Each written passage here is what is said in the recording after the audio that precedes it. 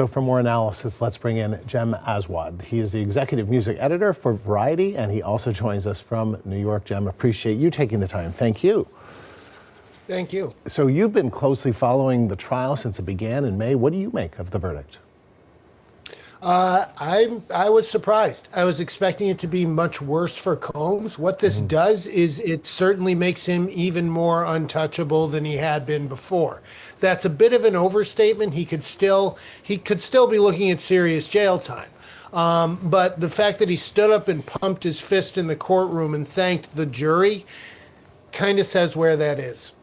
And Combs has dominated the entertainment world and is, one of the most well-known hip-hop moguls. So given his status, how is the music industry reacting to these verdicts? Are people surprised like you are? Yes, but the thing is, it's like he hasn't really been that involved in music for the last 10 years or so. He's occasionally sort of swung back in, and yes, music is the horse that he rode in on and where he made his name first, but he's been much more of an entrepreneur in recent years. He made an album a couple of years ago that did okay. He made one a few years before that, but it's really not where his focus has been. So his involvement in music has been fairly minimal. Now, having said that, it's an even bigger look for him in the music world now. I wouldn't be surprised if he moved back into that world, because music tends to be a bit more forgiving. A lot of the time, if you look, people are still doing business with Kanye West. People are still doing business with Russell Simmons. And there's no reason to think that especially after a period of time goes by, that wouldn't be the case for him as well. That's interesting, Jem. So you seem to be suggesting that the publicity, or at least the media attention around this case, could actually be a boost for Combs moving forward? In some areas, it certainly could. I don't think there's any way of casting, even if he ends up doing jail time, of saying this was not a win for him, because it could have been so much worse. I don't think he would have spent the rest of his life in prison, but if he had been convicted of any of those other charges, it would have been far more serious.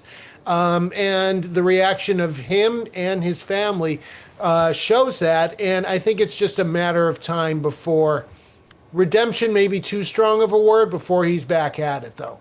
And then Casey Ventura has been a key part of this trial and is well known in the music world as well. How do you see these verdicts affecting the trajectory of her career? Well, her career has been at a bit of a standstill, largely since her relationship with him. I think some people may be reluctant to work with her. Others may embrace her and get a good look from that.